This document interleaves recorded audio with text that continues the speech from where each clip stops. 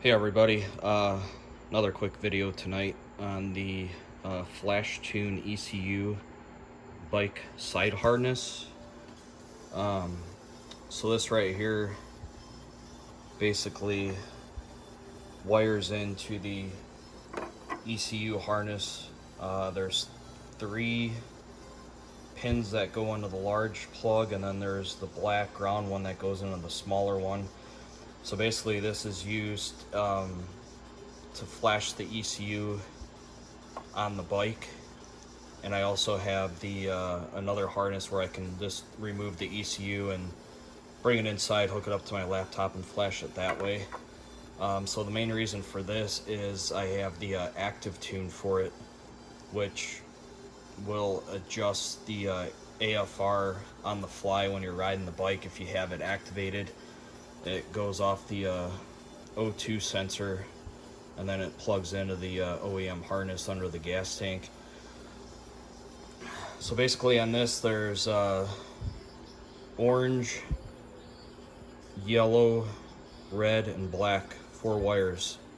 The red, orange, and yellow go into the main harness. There's empty pin locations for it. They give you all the instructions on where they need to go because they're all numbered on there. And basically there's just like a dummy pin that's in there. Once you remove the main harness, there's like a white pin, or like a white, I don't know what to call it, but basically you release that, and it gives you access to pretty much pull any of those wires out of the harness. So you pull out these dummy pins, or like plastic pins, pull those out, and then plug in the wires from this. You got to make sure you do it the right way so that the pins lock into the harness correctly. And then on the smaller ones, the ground wires, so you pull out a black one, and then you from this you plug in another black wire, and then there's like 2 other connectors for the ground that go together on it. I tried flashing it last week off the bike, and it said there was some kind of a error or something with it, and usually that tells you something wasn't installed correctly, so I had to remove it all again and double checked all the pins, and something somewhere must not have been seated in all the way to that plug, or I don't know what it was. But then I flashed it again last night, tried it out, and it worked no problem. So I know that issue is fixed now. So the main reason for this is just getting tired of sending the I originally sent it into ECU, or I'm sorry, EDR Performance up in Oregon. Those guys do a lot of good work up there. They know the R6 pretty good. So I had them flash the ECU, send it back to me, and unfortunately they locked their maps or whatever they did to it, so I wasn't able to access the ECU, so I had to send it back to them, had to have them flash it back to stock parameters on it. And then with the FTECU, they send you a license, one license that you use for your ECU, and then there's another license for the active tune. I'll show you that real quick.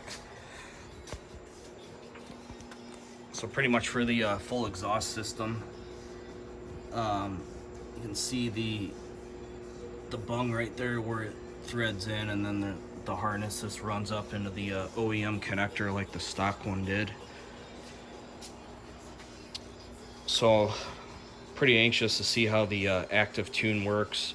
I installed the unrestricted map on the ECU, which is basically set up for a full exhaust system and an aftermarket air filter, and then you pretty much have to tune it from there. That stuff's all new to me, so I'm still trying to learn it all. As far as air fuel ratio stuff, that's pretty much foreign language. I don't really understand it all. So the way the active tune works is you want to make sure you have it turned off, and then you want to go out and ride the bike, and somehow it reads like air fuel ratios and all that stuff. So you can go out, I don't know how, it doesn't really say how long to ride it, but I guess you'd want to go out and open it up, go through all the gears, and get on it pretty good. And then once you are done riding it, you come back, and you do not want to shut power off to the bike. You want to leave the power onto it, and then you want to plug this into the adapter and then plug it into your laptop. And then once you get into the the Flash Tune software, you would go to the Active Tune, and then it pretty much what it does is it creates like another base map on top of the unrestricted map to get a better air fuel ratio. So then you would go ahead and apply the whatever the Active Tune came up with for the other map, and you would apply those settings to it to help correct it, whatever it thinks needed adjustment from the unrestricted map. So I don't know how many times it'll take to ride it to keep doing that, and plug it in and then apply the Active Tune. And that is with, you have to ride it with Active Tune off. I'm not sure why you can't just ride it with it on and then apply the settings to it. So then the other way it works is you would turn Active Tune on, and that's when you're out riding the bike. It will make air fuel ratio adjustments on the fly, whatever the sensor is, whatever it senses that it needs to adjust on it, it will automatically do it on the fly when you're riding the bike. So that's going to be all something new for me to play around with and figure it out. I do really need to get this thing on the dyno. That would be the best base setting to get on it, is bring it somewhere, have them get a dyno tune, get all the a good map set up on it, and then I can just ride it with the Active Tune, and it'll still make adjustments if it needs it. So the biggest thing is the EDR Performance velocity stacks I installed on it. So those on the Flash Tune software, it has the RPM of which they open, I guess, and then when they close, and it's only like a few thousand variable RPM. I think it starts in the upper 12s up and then closes at like 13,000 or something. I'm not sure. I did check the Graves unrestricted map, and the RPMs on that was a little bit different for the velocity stacks on it.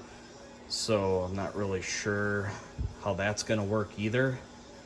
And that'll be the best way to get the bike tuned on the dyno for, I guess, the velocity stacks to make sure they're working correctly or kicking in when they're supposed to.